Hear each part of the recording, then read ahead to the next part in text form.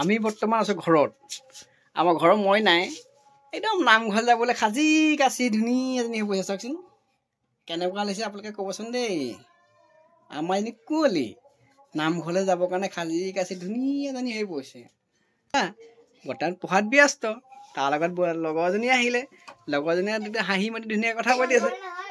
এইজনী আমাৰ শ্ৰীমতী।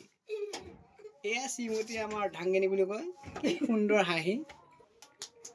আমাৰ ছোৱালী আহি পাই গ'লে মোৰ ওচৰত, মোক কৈছে পাপা নামঘৰলৈ যাম। মই ক'লো ব'লা। নামঘৰলৈ গৈ দেখিছোঁ আমাৰ ছোৱালী একেবাৰে ধুনীয়া হৈ পৰিছে। যাবৰ সময়ত চিম্বাক এবাৰ মাতিলে, চিম্বা আকৌ শুই আছে। তাৰপিছত চিম্বাক অকণমান জগুৱাই লাহেকৈ অকণ মৰম কৰিলে। তাৰপিছত আমি যাওঁ নামঘৰলৈ। টোপনি ধৰিছে। নামঘৰ পৰিৱেশ ইমান সুন্দৰ।